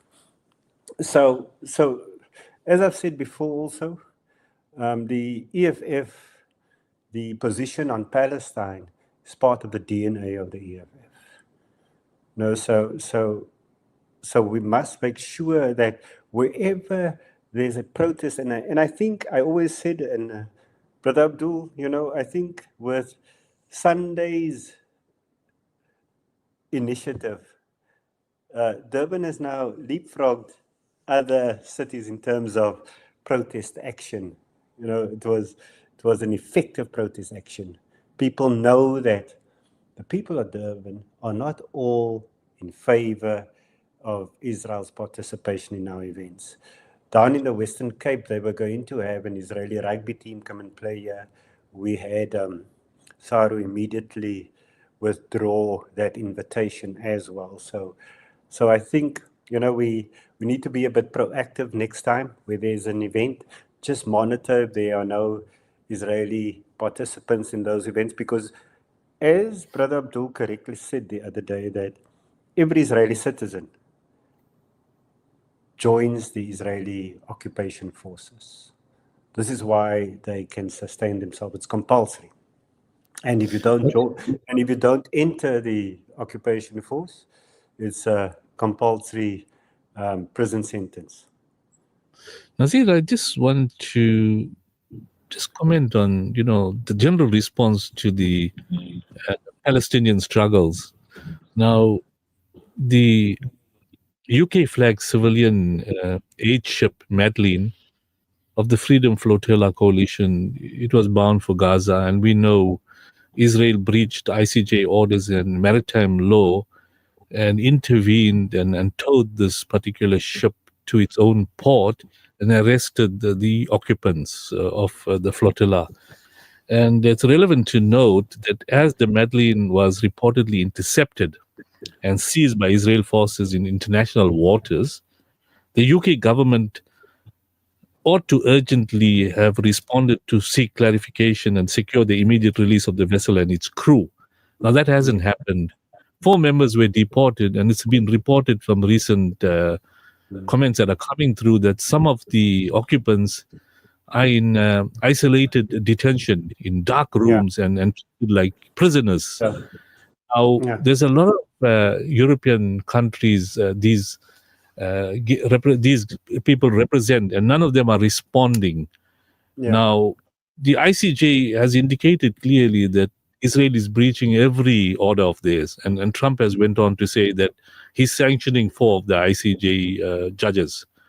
Your comments, because they are responding to the struggle, and as Abdul always says, very little response from other countries other than there's a petition coming through with sort of a protest group of people from Tunisia coming towards Gaza. We don't know what's going to happen to them.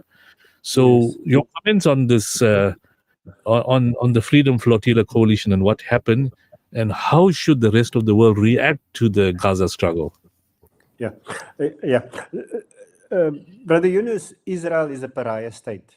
They're not going to respect any law that prevents them from doing just as they wish. They're not going to respect any law. So they're a pariah state. But it wasn't only British citizens on that flotilla.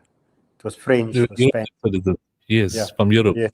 In fact, and the 2 that are still in detention are those that are the ones that wouldn't sign the forms. Deportation order.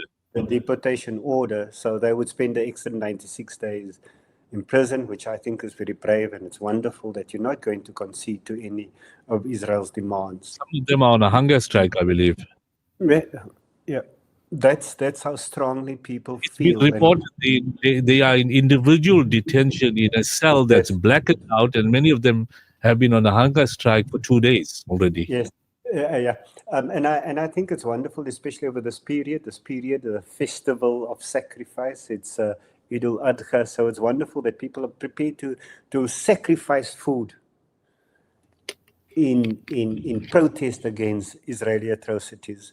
So it's a wonderful thing, and I think so the Samud, the march to Gaza from Tunisia, I think it's a very good thing. There's some South Africans that are also going to join the march to Gaza, because there are 9,000 truckloads of food, of medicine, of much needed supplies for the Palestinians that are being blocked by the Israelis. And it's on the border, they're on the Gaza border, so the Rafah border. So I think it's very good that ordinary citizens around the world have given up on their governments. I mean, protest marches happen all over Europe, and yet European governments don't respond to the problems, to the problem. Even in the United States, streets are awash with Palestinian protesters, and the governments are doing nothing, and citizens have given up on their governments. They've given up on the governments, and it's by time that South Africa also catches a wake-up. The current ANC government is an ANC member here. That all of these protests are protests as a result of governments failing what citizens want as to how they should respond to the Palestinian cause. So I think it's a very good thing that citizens around the world are standing up, because across Europe, and none of the European governments, or very few of the European governments, are sanctioning the Israelis. Some governments have decided they no longer, they will now, Israel is committing genocide, and they've recognized the Palestinian state officially. So I think that's a good thing. But over and above that. Yes, Nazir, thanks, man. I think you gave some pertinent comments, but we've got Member of Parliament, Brother Imran Subrati. He's the Secretary General of United for Palestine. He's on stream with us. Imran, assalamu alaikum wa rahmatullahi wa barakatuh, and welcome to News in Focus live on Radio Al Ansar International. Wa alaikum salam wa rahmatullahi wa barakatuh. Yunus Sacoor, Abdul Volodya. I can see it's very cold in. Yes, we can see you. It's very cold. I can see you. You got your kifaya on. You got a double jersey on. You've got a nice cap on there. You're freezing cold because the guy's telling me the Western Cape it's freezing there. Yeah, it's very cold. Nazir didn't tell me it's so cold. Then he invited me to Cape Town to come join the parliament. You would have probably stayed in Durban. But listen, Imran, as Secretary General for United for Palestine, and I know you're an ANC MP, and the ANC has done a lot in terms of part of government to really deal with the ICJ issue and continue to do so. And President Ramaphosa made it clear that we're not going to give in to the pressures of the world. USA is complicit with Israel. But the stand that UFP took on the Comrades Day, I think Abdul and Nazir spoke about it. But today we just want to briefly talk about the response to the Palestinian Gaza struggles. And we're seeing certain components of the world are responding very strongly, including those that were part of the flotilla and they're sacrificing and facing detention and charges, etc. And, as Nazir mentioned, there's a march to Gaza and humanitarian aid is absolutely necessary. Now, what's your response? Do you think that, people throughout the world are not doing much as we expect them to do in terms of this humanitarian issue in Gaza?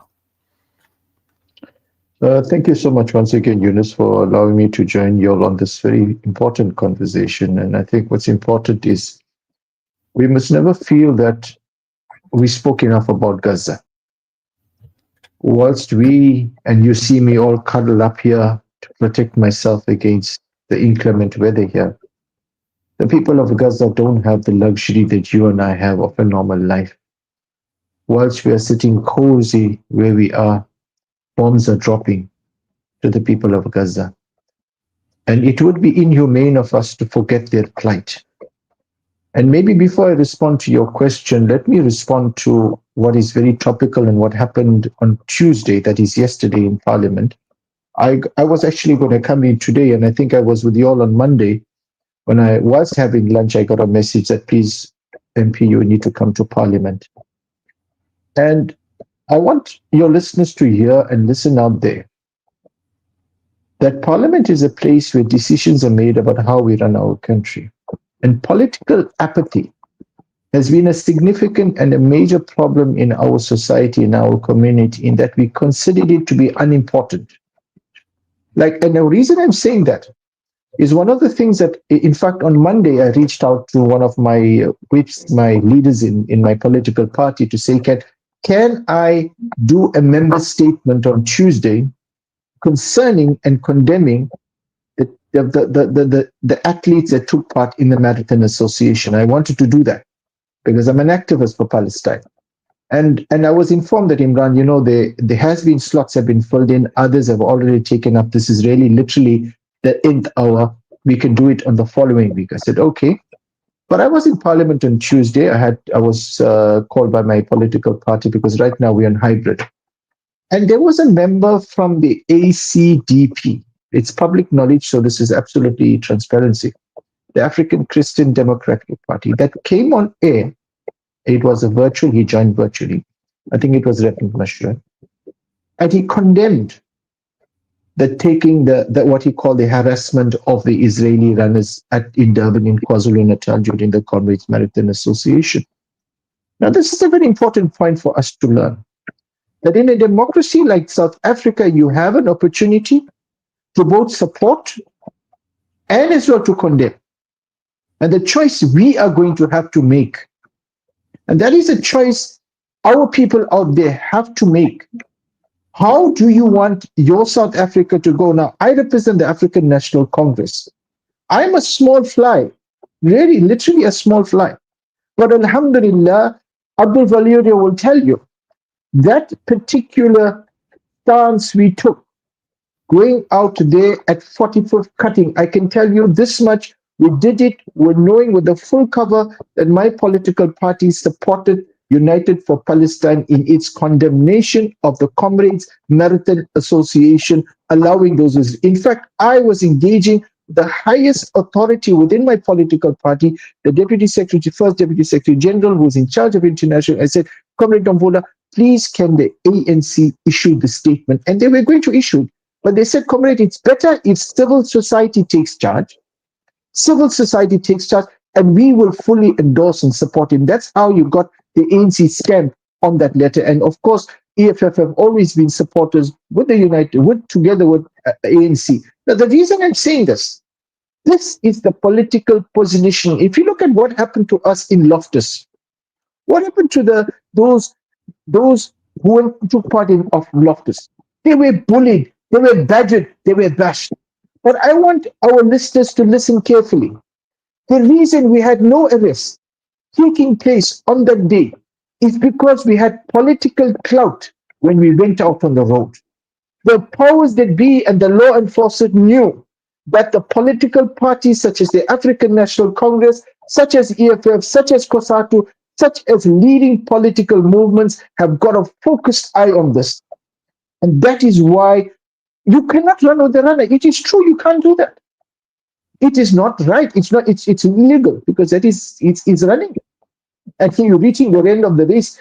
The point of the matter I'm making, the point I'm making is we only were able to do that so boldly, Abdul will agree, because we had the political power when we went in. And that is why I was totally, when I saw the endorsement of the ANC on the letter, I took it gashly. I said, you know what? My political party's name is there. This is the leading party that is in charge in the government of national unity. They say, yes, we should not be there. And that is the beginning.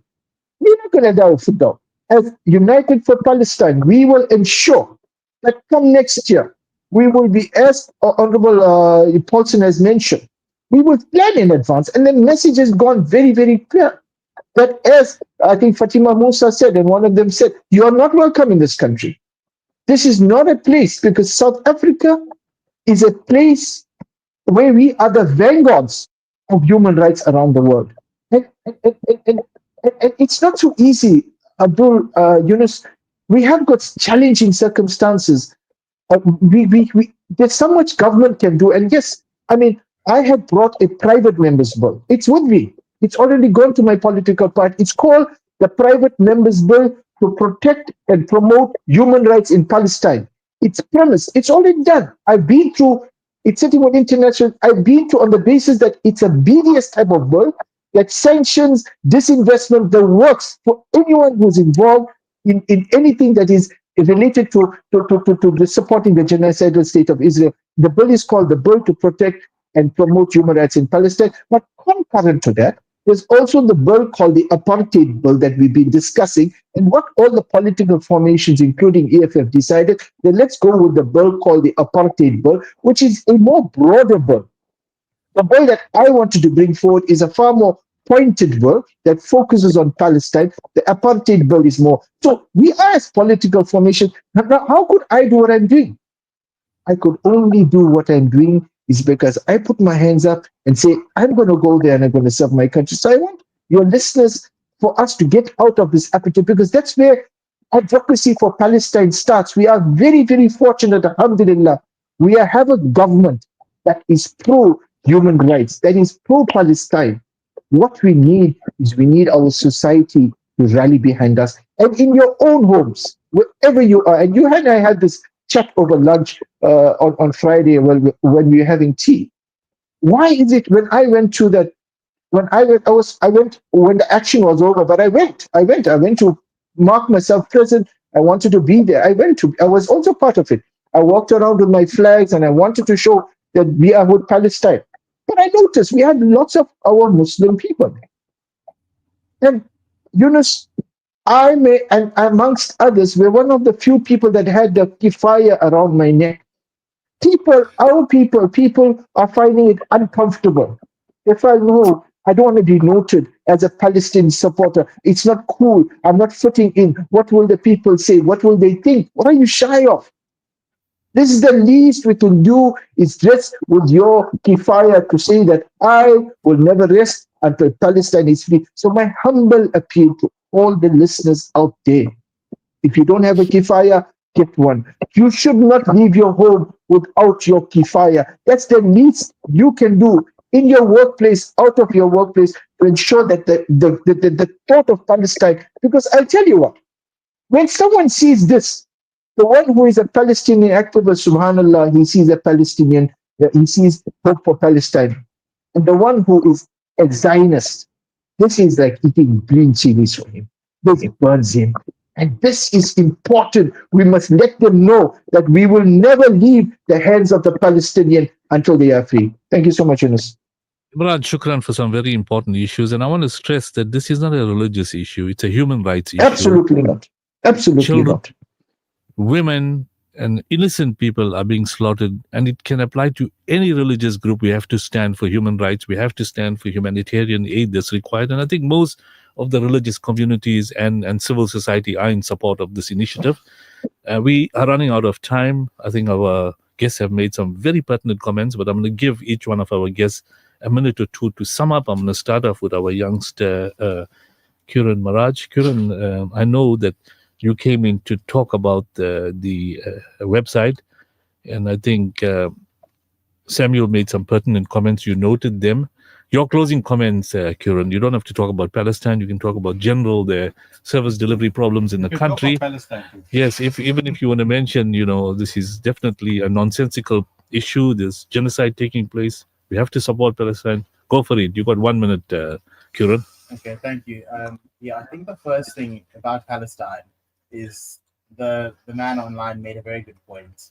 At the end of the day, there are people dying, and you have to think about that. No matter who you support or what you think, they are children, they are innocent people that 1 minute ago they were alive, now they're not on this earth anymore. And we have to remember that whenever we're talking about that issue. But in terms of the City Mender app, I have taken Mr. Samuel's notes on that. And yeah, I do agree we've got a huge issue with the municipality. But there's a lot of NGOs, there's a lot of community organizations that are actually fixing these infrastructure issues on their own. And I think just giving them a platform where they can visualize what's wrong in the area, it's going to assist them a lot. So yeah, and as you've mentioned, it's step by step.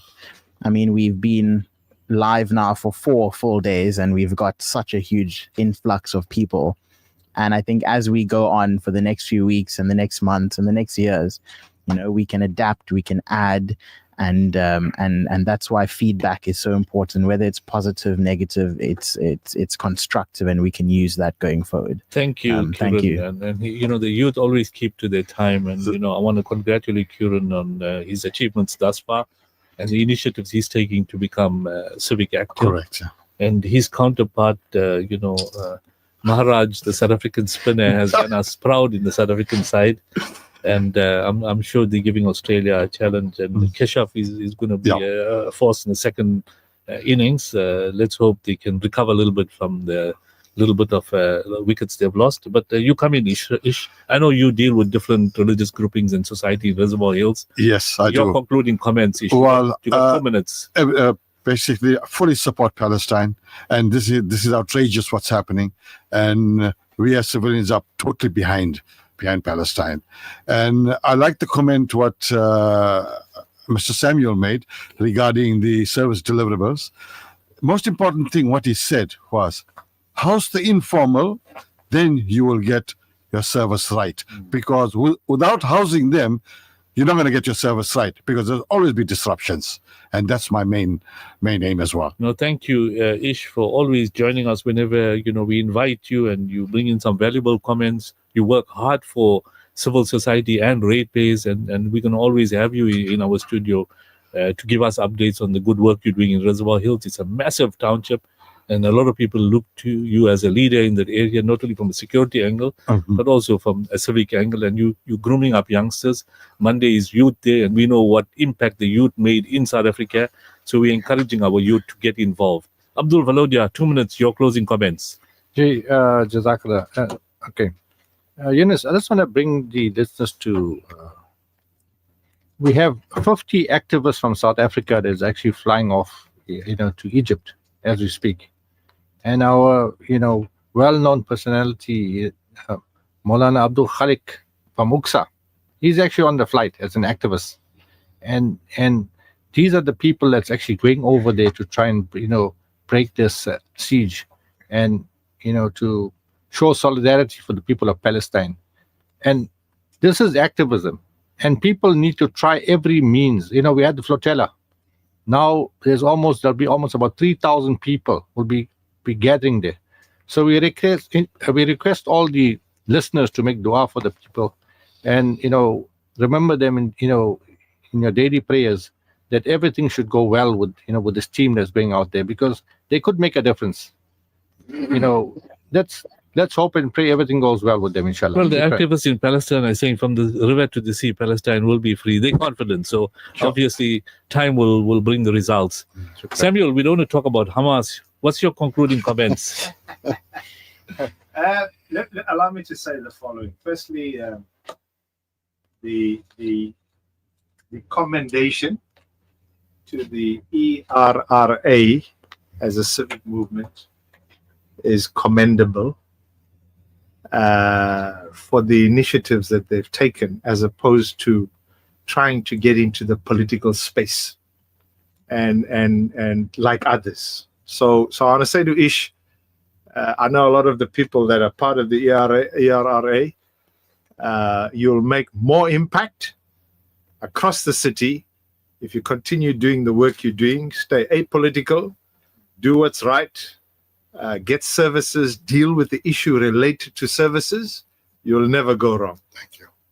Two, I wanted to make one comment, and that comment was about not Triple B per se, but about the empowerment of entrepreneurs. We've got two parliamentarians there. I don't listen too much to Parliament, because Parliament is just a waste of time. And I think when Imran says, or did Nazir say apathy, I'm not sure which one of them said it. Apathy is a result because people are it's actually just a waste of time. They fall. They fall. There's just storytelling. They arguing. They're trying to score political points. But let me just say this. We spent 2.6 billion on ArcelorMittal and many others. We spent billions paying Ford, BMW, and everybody to come into this country. But we spend nothing.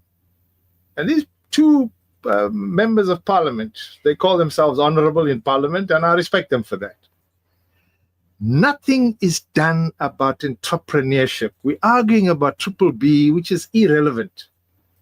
Entrepreneurship is across all race groups, and absolutely no interventions are made by this government or these cities where the very same ANC, EFF people are occupying political spaces. And so my plea to them is, you want to bring a members' bill. Bring a members' bill of what interventions you can produce, which is bipartisan, that can help the economy grow, because the economy is fraught. Samuel, your 1 minute is gone. Thank you. And, the next time we'll have a debate, we'll sort of make a to and fro issue. I want to bring in Imran.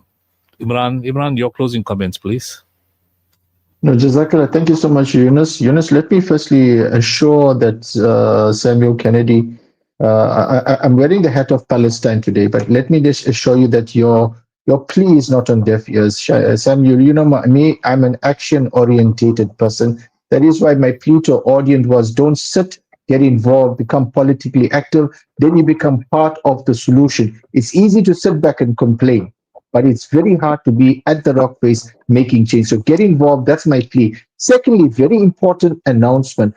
Abdul Valodi has mentioned that Monabdul Khalik and his beloved wife are actually left today.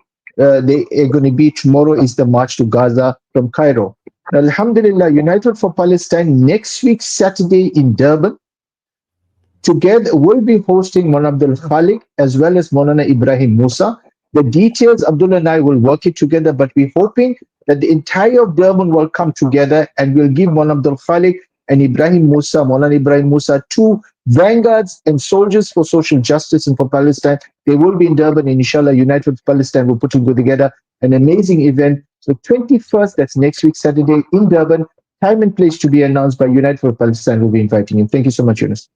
Shukran, Imran, for those closing comments. And I thought let's leave the best for the last. Nazir Paulson, member of the EFF Central Command Committee and member of Parliament. Your closing comments, Nazir, 2 minutes. Shukran so much, Brother Yunus. And I just want to tell Mr. Kennedy, you are correct, yes. We should be doing something about entrepreneurship. But more importantly, you know, the trillions Brother Yunus Sacoor spoke about, it's gone to a few hundred people. Should have gone to people like the young man in the studio there who could actually come up with solutions to the problems we have. And I'm hoping to meet Kieran when I'm in Durban. I'm deployed there, so I also would like to meet Mr. Ish Pralad. Ish. I'm still learning. Hoping to meet Ish as well. So you know, because part of the EFF is to work with civil society, ratepayers associations, like we do with United for Palestine. So, you know, it's not like we should never be in competition when it comes to solving the problems. You know, we may differ here and there, but ultimately we all want to solve those issues that plague poor communities.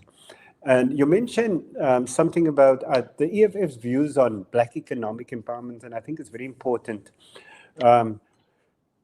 Economic empowerment, particularly Black empowerment of Black people, is a central imperative for achieving true liberation in this country. We're not going to get away from it. And the EFF, in its manifesto, says that whatever applies to African people in terms of BEEE policy should equally apply to colored and Indian. They were equally marginalized. So that is our approach to BEEE. It's not something that we say we should differentiate between an African and a colored. Differentiate between men and women, yes, because men were always more advantaged. We should look at empowering women and especially youth as well. And I think I'm hoping to meet Mr. Kennedy, Kieran, and Ish as well when I'm in eThekwini again. I'd like meeting with civil society. We can work together. I myself have a background in software engineering. I was a lecturer before I left it for this thankless job of politics. So I'm hoping that I can learn something from Kieran, and also linking up with others who are doing something similar here in Cape Town. And also there's Mr. Kennedy, there's a woman who's also a MP from the EFF as well, who's responsible for, who represents EFF on the Small Business Portfolio Committee, who deals with entrepreneurship. So, and she's also deployed to KZN. So hopefully you can meet Honorable Babawa Matulelwa. I myself, I don't really like the honorifics. I prefer just being Nazir. So for future. But shukran very much, Brother Yunus and Brother Imran. We probably less than 100 meters away from each other here in the village. But I'll be in Durban tomorrow, inshallah. Inshallah. I think, I must thank these guests. You guys done a wonderful job. It's 10:15. We made up for the 15 minutes Nasheed breaks. I said our program is 2 hours, so I always give our listeners the extra 15 minutes past 10 o'clock because there's no programs after this show. So I gave all our guests an opportunity. I want to thank you guys. Honorable Imran Subrati, Nazir Paulson, Abdul Valodia, Samuel Kennedy, Kuran Maraj, Ish Pralad. And obviously, Kuran is one of our youngsters that come in. We're going to invite more. We're going to have more programs of this nature. We're going to also have debates. We're also going to have interactive sessions in our halls.